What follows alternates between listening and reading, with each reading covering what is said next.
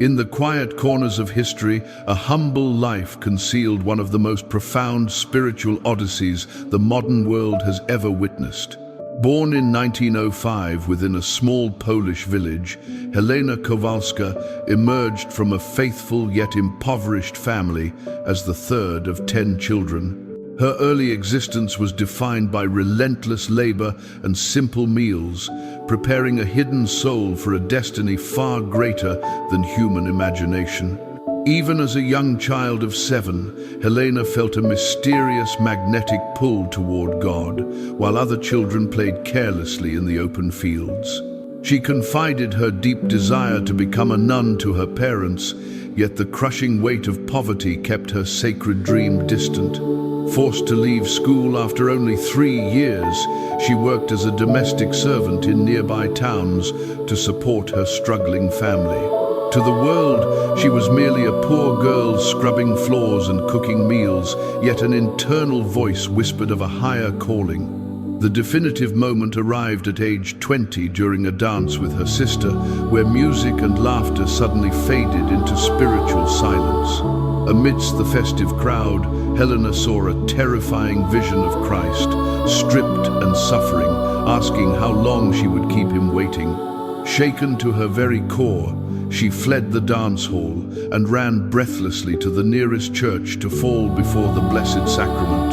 Weeping on the cold floor, she surrendered her will completely to God, deciding in that instant that there was no turning back. Helena soon knocked on the doors of the congregation of the Sisters of Our Lady of Mercy, taking the religious name Saint Maria Faustina.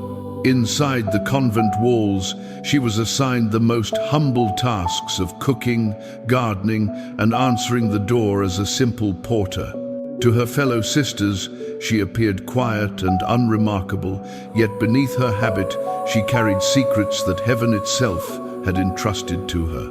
Within the sanctuary of the convent, Sister Faustina began to experience vivid visions and encounters that would eventually shape the Church's future. Despite her courageous step into religious life, she entered a dark night of the soul, filled with profound loneliness and spiritual doubt. Seeking comfort in her anguish, she turned to Saint Thérèse of Lisieux, the little flower, whose autobiography had touched her deeply.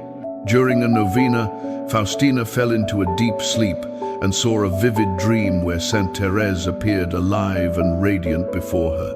The little flower spoke with immense gentleness, reassuring the suffering novice that her pain would pass and urging greater trust in God. When Faustina questioned the saint's suffering, Thérèse smiled and prophesied that Faustina too would become a saint through trust in the Lord. When Faustina awoke, her spirit felt lifted, and true to the saint's promise, her painful inner trial vanished completely within 3 days. What seemed like a fleeting dream was actually a divine foreshadowing, as Faustina would one day join Saint Thérèse in canonized glory. As Sister Maria Faustina, she resumed her quiet life of hidden service, appearing humble and ordinary to those who lived beside her. Yet, within her soul, extraordinary events unfolded as visions of Christ began to fill her daily prayers with increasing intensity. Her spiritual directors, recognizing the weight of these revelations, urged her to write everything down, birthing a masterpiece of mystical literature. This diary, now translated into dozens of languages, chronicles the immense power of divine mercy and the secrets entrusted to her. In one profound vision, she saw brilliant light radiating from God the Father, with Jesus on the cross standing between him and the world. Through the Savior's wounds, blessings poured down upon humanity, clashing with the sight of an angel poised to strike the earth in judgment. Terrified by the angel's power, Faustina began to pray a new prayer, the specific words of the Chaplet of Divine Mercy.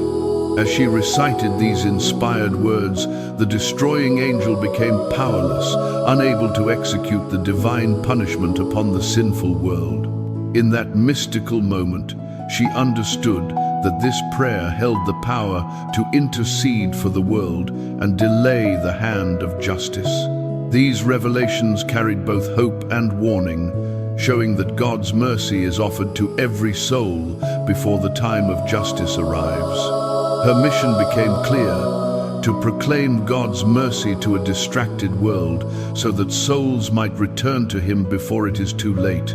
Among the many visions Sister Faustina received, some were messages meant for the entire world, stretching far beyond her own time. In one encounter, the Blessed Virgin Mary visited her as the Mother of Mercy, speaking with maternal tenderness and urgent clarity. Mary instructed her to speak to the world about God's great mercy and to prepare humanity for the second coming of her Son. The Virgin warned that He will come again, not as the merciful Savior, but as the righteous judge who demands an accounting. This mission weighed heavily on Faustina's heart, as she realized she was chosen to call souls back while there was still time. Jesus Himself confirmed this in her diary, stating, "He is giving humanity a specific time of mercy before the day of justice." He issued a solemn warning, declaring woe to those who fail to recognize this moment of grace while the door remains open.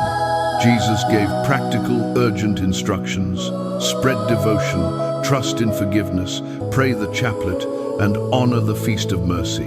He specifically commanded the veneration of the Divine Mercy image, promising that whoever honors it will not perish eternally. Christ pledged to personally protect such souls at the hour of death, granting them victory over their spiritual enemies. Yet Christ made it clear that faith is not merely belief.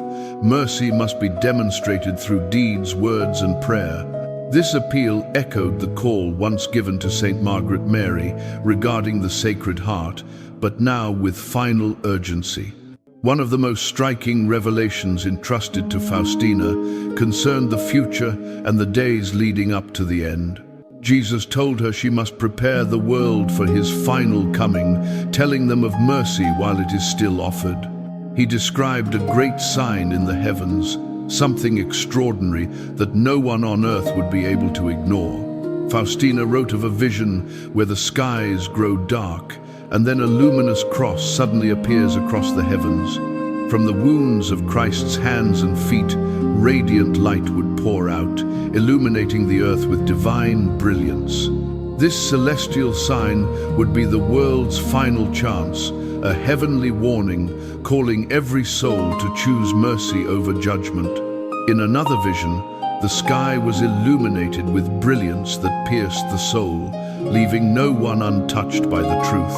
It was not yet the end, but a last window of grace, a critical moment of decision offered to all humanity. Her writings record Christ's urgent voice, pleading for souls to come to the fountain of mercy while there is time. These were not the words of a distant ruler, but of a father desperate to save his children from destruction. They served as both a warning and an invitation, a final appeal of love to a world standing on the edge. Sister Faustina often wrote that divine punishment was never God's true desire, but a result of humanity's rejection. The Lord assured her that His justice is always delayed because His heart longs for souls to turn back. She learned that mercy is God's deepest language, while justice only arrives when humanity forces His hand through stubbornness. One of the most profound promises was the coming day of mercy, a final act of compassion before judgment falls. In a terrifying vision, Faustina saw the heavens split open with a luminous cross, rays of light streaming down to earth. This image echoes the Gospel of Matthew, where the sun is darkened, the moon fails, and the stars fall from the sky. The parallel between her private revelations and the biblical account of the end times is unmistakable to those who study prophecy. However, the single greatest turning point of her mission occurred on the quiet winter night of February 22nd, 1931. Alone in her convent cell in Phuc, Sister Faustina was suddenly enveloped by a vision of Christ, clothed in dazzling white. His right hand was raised in a gesture of blessing, while his left hand gently touched the garment at his heart. From his chest poured two distinct rays of light, one pale and one red, streaming outward into the dark world. Jesus then gave her a direct command: paint an image according to what you see, with the inscription, "Jesus, I trust in you." This was no mere artwork. It was to be a spiritual vessel, a window into the heart of Christ for sinners. Jesus promised that anyone who honored this image with trust would not perish, receiving his protection at the hour of death. From that moment, Faustina ceased to be just a hidden nun. She became the chosen messenger of divine mercy. The Lord revealed specific devotions, the Chaplet of Divine Mercy, to be prayed especially for sinners and the dying. He established the hour of mercy at 3 p.m. to recall his death on the cross and beg for compassion. He demanded a feast of divine mercy to be celebrated on the Sunday after Easter, offering complete forgiveness of sins. Each devotion was described as a safeguard for souls and a lifeline for a world rapidly drifting away from God. In her diary, Faustina recorded his words, "I do not want to punish aching humanity, but I desire to heal it." Christ contrasted the Old Covenant prophets of thunder with her mission, saying, "Today I send you with mercy." Her own life remained hidden, marked by the physical suffering of tuberculosis, yet she bore the weight of a global mission.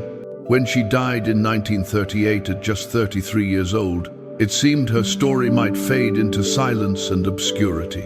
But the seed had already been planted, just as the dark storm clouds of World War II began to gather over Poland. Barely a year after her death, Nazi Germany invaded Poland, plunging her homeland into a nightmare of occupation and blood. Entire towns were reduced to rubble, and the church suffered heavy persecution, yet the light of mercy refused to be extinguished. During these years of terror, the seeds of divine mercy began to sprout quietly in the underground spiritual life of Poland.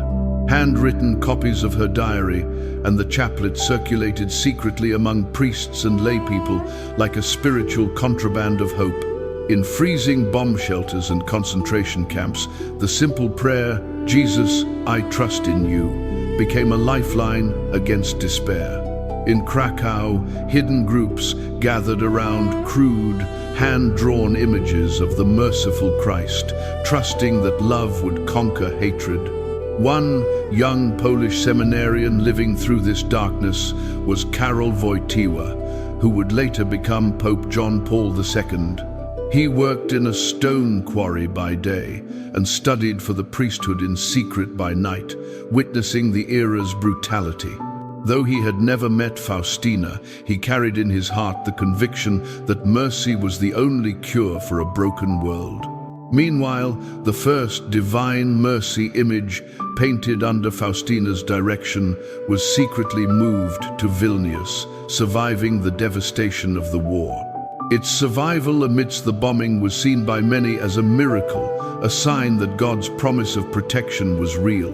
Even under the subsequent Soviet rule, when public devotion was forbidden, the faithful continued to venerate the image in shadows.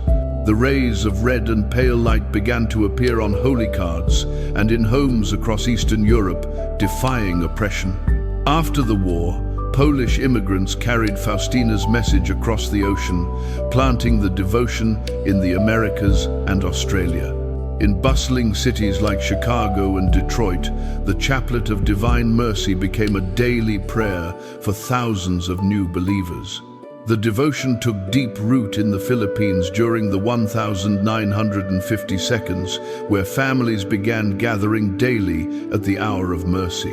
Today, a massive shrine towers over the city of El Salvador, with rays of light stretching from Christ's heart across the skyline.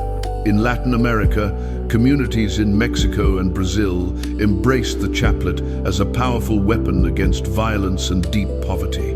In Africa, the message blossomed in Nigeria and Uganda, where believers saw it as a call to healing for scarred nations. Back in Poland, Archbishop Karol Wojtyła began the official investigation into Faustina's life, championing her cause despite early misunderstandings. As the devotion spread, reports of miraculous healings began to multiply, confirming the sanctity of the humble Polish nun. One decisive miracle involved Sister Małgorzata, who was instantly cured of a terminal illness after praying for Faustina's intercession. Another profound case involved Father Ron Pytel of Baltimore, whose severely damaged heart was inexplicably healed in 1995. Medical experts testified to the unexplainable nature of these recoveries, paving the way for the official canonization process. Meanwhile, the convent in Łagiewniki, where Faustina lived and died, was transformed into the global sanctuary of Divine Mercy. The small chapel where she once prayed in obscurity now houses her relics and the miracle-working image of the merciful Jesus. By the 1980 seconds and 1990 seconds, the sanctuary had become a spiritual magnet, drawing millions of pilgrims from every continent. During major feast days, the crowds now overflow the modern basilica, a living testament to the global reach of her mission. It was fitting that Karol Wojtyła, now Pope John Paul II, would be the one to proclaim her message to the whole world. In the Jubilee year of 2000, he canonized Sister Faustina before a massive crowd in St. Peter's Square. Standing in Rome, the Pope declared this to be the happiest day of his life, fulfilling a lifelong spiritual mission. He officially established Divine Mercy Sunday as a universal feast to be celebrated on the second Sunday of Easter. Through this act, the message that began in a silent convent cell was placed at the very heart of the Church's liturgy. A mysterious providence linked their lives further when Pope John Paul II entered eternity on the Vigil of Divine Mercy, Sunday, in 2005. For the faithful, it felt as though the circle was complete. The messenger and the champion were united in God's timing. Since then, Pope Benedict XVI and Pope Francis have continued to elevate the message of divine mercy as central to the gospel. Pope Francis famously described this devotion as the beating heart of the Church, choosing a motto reflecting mercy's choice. Today, the chaplet is recited in hospitals, prisons, and schools, crossing all cultural and linguistic boundaries. Media broadcasts carry the prayer daily to millions, uniting the world in a single voice at the hour of mercy. The devotion has transcended its Polish roots to become a universal property of humanity, a gift for a global family. What makes this devotion unique is its profound simplicity, capable of being prayed by anyone in mere minutes. The image can be placed in any humble home, yet it represents a limitless ocean of divine grace. The Feast of Divine Mercy offers extraordinary promises, complete forgiveness of sins and punishment for the trusting soul. This is why millions view Divine Mercy not merely as a devotion, but as a rescue mission for souls.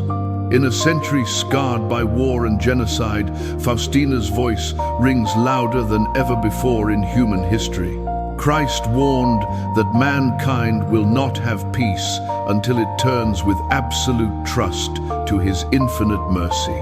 The journey of Saint Faustina is miraculous, rising from a poor village girl to a global intercessor for humanity.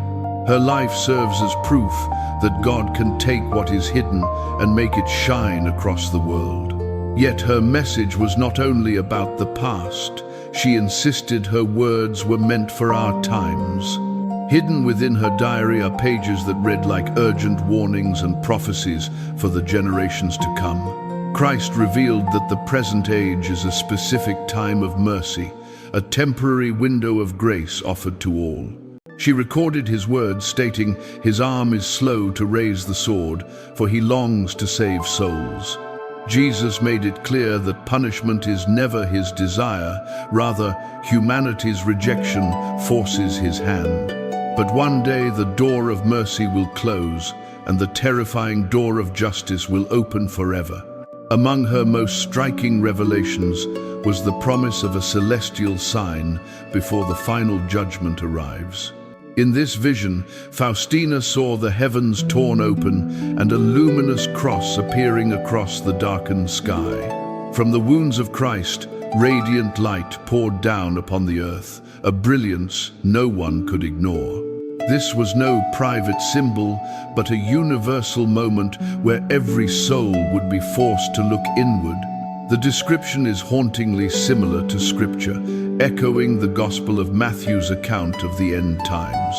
Jesus foretold that after the distress of those days, the sign of the Son of Man would appear. The diary hints at a coming trial for the Church, a spiritual deception offering false peace without God. Christ warned her that whoever refuses the door of mercy must inevitably pass through the door of justice. Faustina recorded the specific meaning of the rays, pale for cleansing water and red for life-giving blood. Jesus promised that the soul dwelling in their shelter is safe from the just hand of God's judgment.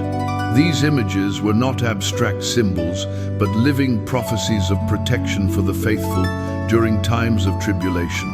The most dramatic prophecy remains the sign of the cross in the sky before the final coming arrives. This vision was not given to terrify, but to awaken a sleeping world to the reality of God. It serves as a final invitation, a last, desperate call to choose light before the darkness becomes absolute. Faustina's prophecies distinguish themselves by the tenderness of Christ's voice, pleading with love rather than threatening with wrath. He speaks not as a distant ruler, but as a loving father desperate to save his lost children. The mission of divine mercy is not a soft word, but a burning fire, combating sin and despair. Nearly a century has passed since these visions were recorded, yet they feel written for our specific moment. The years 2025 and 2026 unfold in an era marked by war, unrest, and a deep spiritual crisis. Rising tensions between nations and the relentless pace of technology often leave the modern soul feeling profoundly isolated. Morality, once rooted in faith, is dismissed, making Faustina's warning of a world forgetting God startlingly relevant. Christ told Faustina that she lived in a special time of mercy, but warned it would not last forever. Pope John Paul II confirmed her mission was to remind the modern world of this extended pause of grace. We must ask ourselves if our generation is nearing the end of this sacred window of opportunity. Look around at the wars and the fracturing of families. These signs invite deep and urgent spiritual reflection. Faustina saw a society losing its moral compass, a description that reads like the headlines of our day. Among all her prophecies, none captures the imagination more than the vision of the luminous cross appearing in the sky. The Bible itself speaks of such signs, with Matthew describing the sun darkened and the sign of the Son of Man appearing. Faustina gave these ancient prophecies a specific face, rays of mercy holding back justice while time remains. As the Church celebrates the Jubilee of 2025, a year of forgiveness, the sense of urgency becomes impossible to ignore. A jubilee is heaven's reminder that we are living in a time of grace and must not waste it.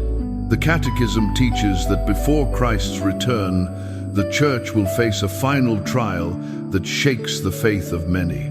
This supreme deception offers a false solution to problems, promising humanity can save itself without God's help.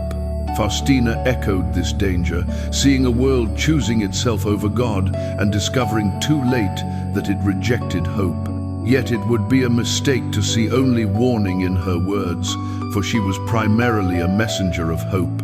For every vision of trial, there was a promise of protection, offering a safe harbor for those who trust. The rays from Christ's heart serve as a refuge, shielding the soul from the crushing weight of divine justice. Jesus promised that blessed is the one who dwells in their shelter, for the hand of judgment will not reach them. Perhaps the most important way to understand these prophecies is by asking what they mean for each individual soul. The luminous cross may come one day, but every conscience already knows moments of light and darkness. In this sense, her message is not about predicting calendars, but about the daily decision to live by mercy. Could the years 2025 and 2026 be a turning point where the world is called urgently back to God? If her voice could speak across decades, it would remind us that while the door remains open, we must enter.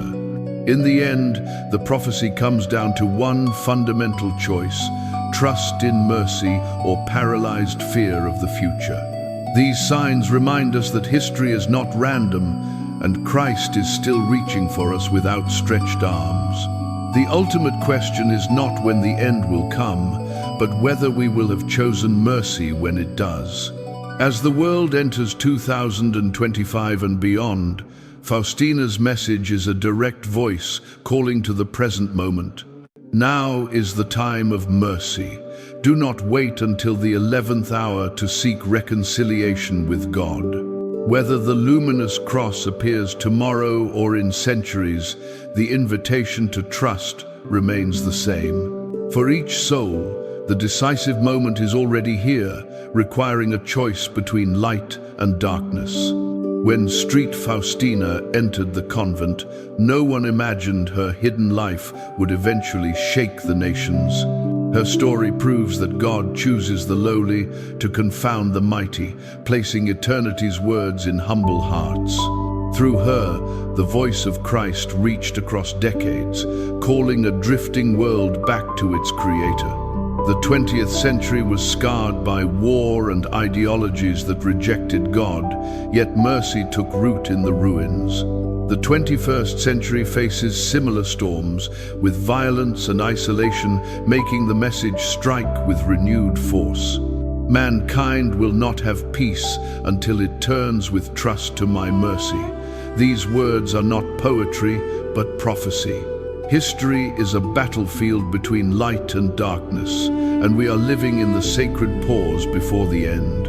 Faustina saw that those who take refuge in the rays of mercy find protection from despair and eternal loss. The cross of light stands as both invitation and warning, a final call to every soul to awaken. It was fitting that Pope John Paul II championed this mission, dying on the vigil of the feast he established. Through him, the message entered the Church's bloodstream, proclaimed from the Vatican to the ends of the earth.